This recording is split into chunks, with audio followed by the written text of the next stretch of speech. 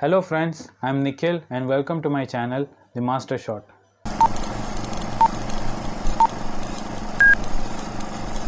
Usually when we start discussing about science fiction films, we tend to assume that there would be a lot of VFX, CG work, huge cast and huge budget and all that.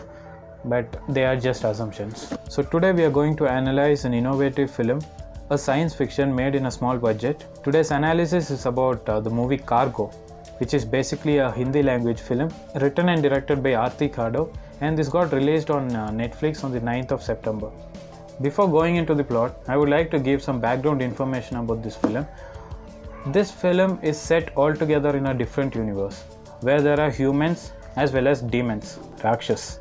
Both these communities have mutual understanding, equal rights and everything. And when I said Rakshas, many of you started visualizing about this Yamaraj figure, right? No, this is the actual Rakshas in the film.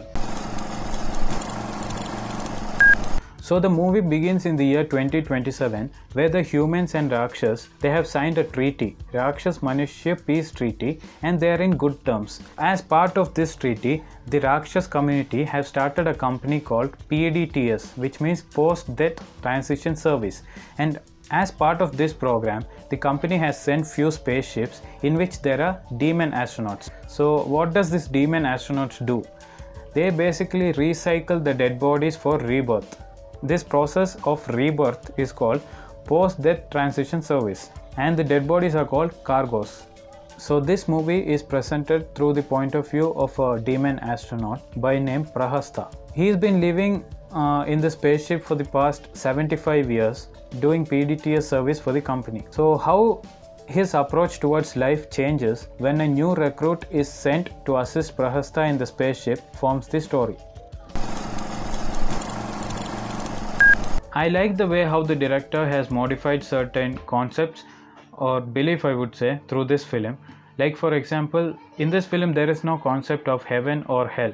After death, it's the spaceship out there and then the recycling process. So this sort of a thinking is very unique and it was never explored before. Depiction of the Rakshas in this film must be appreciated because the concept itself is upside down. We only know Rakshas who comes to harm us and everything, but then in this film Rakshasas are more modernized and they are using their power to make afterlives better. This is an ultimate change of character. The Rakshas here are considered as superheroes down on earth. So Prahasta is having a lot of fans actually. So they want to take selfie with him, wants to interact with him through social media, which Prahasta is least interested. There is a lot of mythological references used throughout the film. Like for example, the character of Prahasta. According to Ramayana, Prahasta is the chief commander of the Ravan's army. Similarly, in this film, Prahasta is the most senior and experienced astronaut working for PDTS. The spaceships are named as Pushpak, which is again referring to the Pushpak Viman from Ramayana. If you analyze the technical side of the film, there was no much VFX involved in spite of this film being a science fiction. Because most of the time picturization happens inside the spaceship, just one or two scenes where you show the outer space, and since mostly it is shot inside the spaceship, this film also belongs to the confined space category. There were only few characters in this film. However, Vikrant Massey and Shweta Tripathi, who acted as Prahasta and Yuvishka, they acted really good. However, there wasn't anything challenging in the script which demanded more from them in terms of performances. This was one such script where the story took the front seat and we tend to ignore the performances. This is director Aarti Khado's debut film, but it does not seem to be her first because she has put in so much of research into it and it's very much evident. This film has come out on how the director has visualized it to be. However, there were few places where I felt certain scenes were repeating, which might make certain audiences lose interest in the film because of the slightly slow screenplay. One more thing that I noticed was that the emotional connect between the characters and the viewers were slightly missing in this film.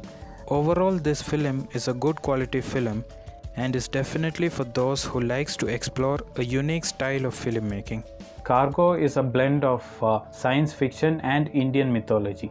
Friends, this film has received a lot of global recognition. But then how many of us really know about this film? Very less. So my point is that when a small film like Cargo is coming out, try to watch it and encourage these kinds of films.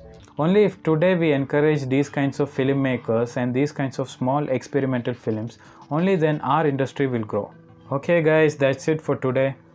Thank you for watching this video, and thanks a lot for the feedback you had given me for my previous video on See You Soon. Hope you liked my analysis on this one. If you liked it, please do like, share and subscribe. Thank you.